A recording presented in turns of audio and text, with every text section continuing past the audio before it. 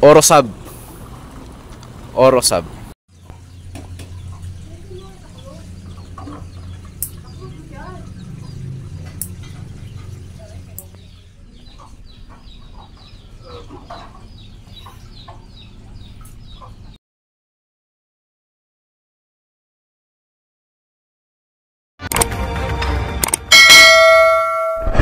Yun, magandang hapon mga kaspero.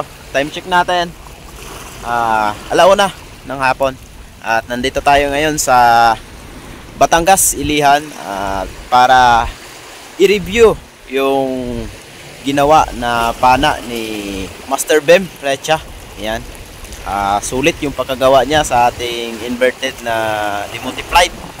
At eto na siya mga kaspero. Pana natin mga kaspero. Ayan. So, isa-isahin natin yan, lahat ng mga parts na inilagay kung saan galing. So, let's go. Of course, shoutout nga pala kay Sir Abraham. Ayan, sa Corsi Spearmaster. Ayan. Receive na natin yung t-shirt natin. Ang ganda. Okay. Dito muna tayo sa handle mga kaspero. Yung handle, galing kay Sir Bino. Ayan. Kay Sir Beno, merong binibinta niyan. And syempre, dito sa trigger natin, yung Hermes na trigger. Ayan, grabe, napakasulit. Double roller yan mga kaspero. And then yung shaft natin, Salbimar shaft yan. Galing din sa idol natin, kay Sir Abraham. And of course, itong Hermes, sa kanya din yan galing mga kaspero. So, kung gusto nyo lang bumili ng mga spearfishing accessories, puntahan na lang natin yung si Sir Abraham. Ayan, ilalagay ko sa comment section yung link na mga items ni Sir Abraham. And syempre sa rubber natin, Spirit rubber. Ayan, napakaganda, napakatibay, and of course napaka-power mga kaspero. Itong Spirit rubber natin galing kay Sir Gaga. Ayan. So, ilalagay ko rin yung link ni Sir Gaga para kung gusto nyo bumili, click nyo lang yung link or mag-PM kayo kay Sir Gaga. At eto, yan. So, naka-ceramic bearing tayo. At yung shaft natin, Salbimar na 8mm mga kaspero. 8mm yung shaft natin. Ayan, medyo blurred lang. Ayan. So, ayun. Yung haba ng pana na ito is 140 cm. Kaya, ayan. Mas matangkad pa sa akin ito mga kaspero.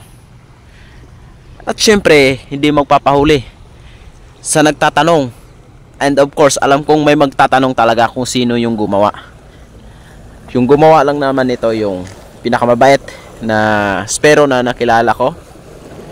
Grabe, sulit ka talaga bro. Bro Bem Recha. Yan. Spear gun maker. Ito yung gawa niya mga kaspero. Ayan. Orosab. Orosab. Yan. Alright. So, i-review natin mamaya kung ano yung performance nito. Sana makadali agad ito ng mamaw.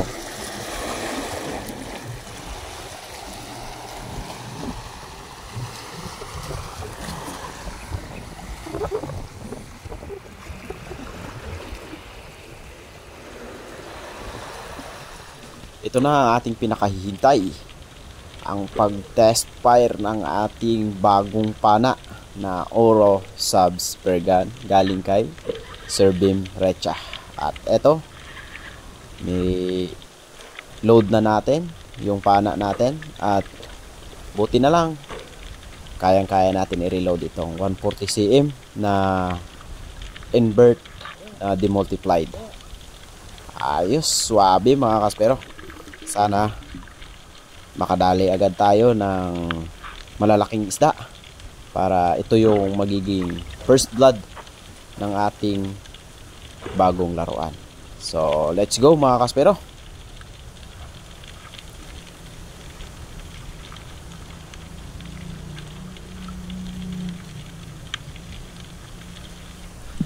warm up muna tayo.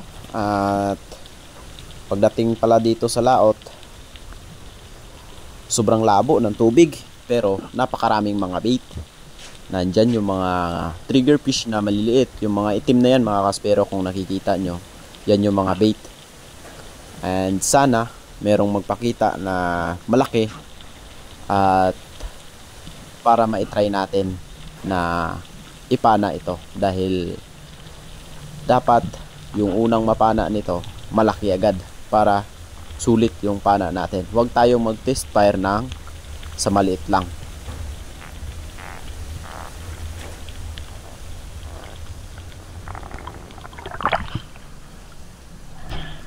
At ito na nga mga kaspero, nakapag warm up na tayo, kaya lumalim tayo ng kaunti. Grabe yung tubig, sobrang lamig, kaya hindi na natin ma-reach yung dinadive natin dati na 29 meters. So dito lang tayo sa 20 meters, 18 to 20 meters lang yung binabaan ko na ito mga kaspero. Sadyang malabo lang yung tubig at ito yung nagpakita. Isang grupo ng malalaking dugtod tuna. Ito sana yung una-unang napana natin na malaki dito gamit yung pana na bago. At ito yung nangyari mga kaspero, sa pool. Medyo malabo lang yung tubig, ngunit kita nyo naman malayo yung isda, tinamaan pa rin. At ayan, dali-dali akong nagpataas gawa ng hinila na yung reel natin. At kung napapansin nyo, tumutunog yung reel natin, at pag angat ko sa itaas, hinila pa ng hinila. Sobrang lakas mga kaspero. Siguro yung isda na ito, umabot lang ito ng mga 8 kilos. Pero yung nangyari hindi ko alam. Parang merong mamaw na kumain doon sa dugtutuna natin na hindi ko talaga mahila mga kaspero. Pinersa ko ng pinersa pero grabe ang lakas. Hindi ko alam kung ano yung kumain, kung pating ba or Goliath grouper, dahil humina siya. Nung humina siya, tapos biglang hatak na naman mga kaspero. Sobrang lakas talaga. Ayan, kung napapansin nyo, grabe na yung power na binibigay ko sa pins, at saka yung tali hinihila ko na ng malakas. Kaya no choice na, talagang hilahan natin ito. Dahil pag pinabayaan natin, madadala yung pana natin, sayang, bago pa naman. Kaya yung ginawa ko, hinila ko ng hinila at nilakasan ko sa paghila mga kaspero hanggang sa natanggal yung isda. Buti na lang natanggal, pero hindi ko alam kung ano yung kumain sa dugtot natin mga kaspero. Duda talaga ako dun, isang pating o isang Goliath grouper, dahil grabe yung hila. Halos maubos yung tali natin kung hindi natin pinigilan, dahil yung tali natin umaabot ito ng 80 to 90 meters yung laman ng reel. Pero grabe, nakakatakot, lakas ng hila. Kaya eto, nireload natin yung pana at nakita natin ulit yung grupo ng dugtutuna. At ayun, ang ganda, bumawi tayo mga kaspero, dahil naka-double shot tayo ng dugtutuna. First time na namana tayo ng naka-double kill. Grabe ang lakas ng pana na ito. Ayan, ang ganda pa ng pagkatira natin sa unang dugtot. Tagos agad, hanggang shooting line silang dalawa mga kaspero. Ayan, grabing power yung pana natin, gawa ng mahaba na ito, at saka naka-demultiplied pa tayo. Kaya good luck sa mga mamaw na mahuhuli natin sa susunod na dive, dahil subok at 101% talaga na tatamaan, dahil napaka-smooth ng trigger. Kung ano yung target mo, yun talaga yung tatamaan, dahil hindi matigas yung trigger. Ang ganda talaga mga kaspero. Ayan, hindi ko akalain na makaka-double shot ako ng dugtutuna. Pambihira lang ito nangyari, pero napakaganda ng buhay na mano ng pana natin, dahil one shot 2 kill agad. Ayan mga kaspero,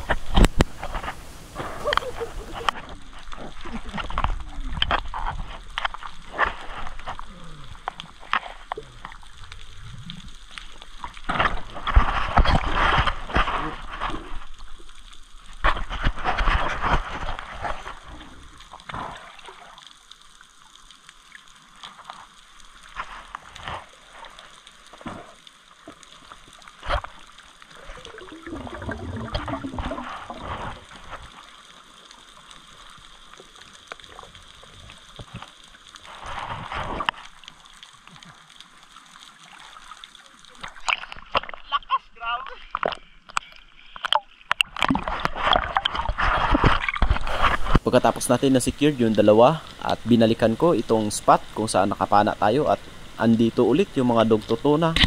At ayun, pumihit tayo ng isa. Kahit medyo malayo, kahit hindi nakita sa camera, pero kita ko ng bahagya, pinana ko pa rin at ayun, tinamaan pa rin mga kaspero. Grabe yung power talaga ng pana. Sulit talaga ito. Salamat Bro Bem, napakaganda ng pana na ginawa mo.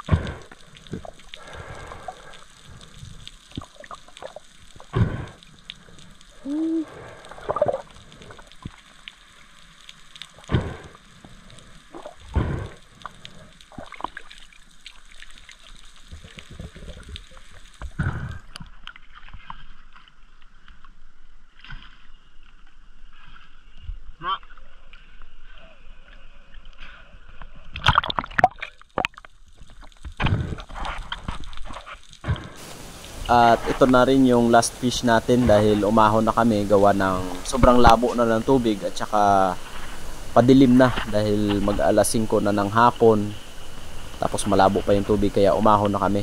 At ito yung buhay naman ng ating pana, 3 pirasong dog tuna at 4 sana yun na isang malaki. Yun nga lang, kinuhanan agad tayo ng tax ng hindi pa natin nagagamit yung pana. Pero sulit naman yung binamano, 3. Hanggang dito na lang mga kaspero. Thank you for watching at sana patuloy nyo pang mag-subscribe sa aking channel.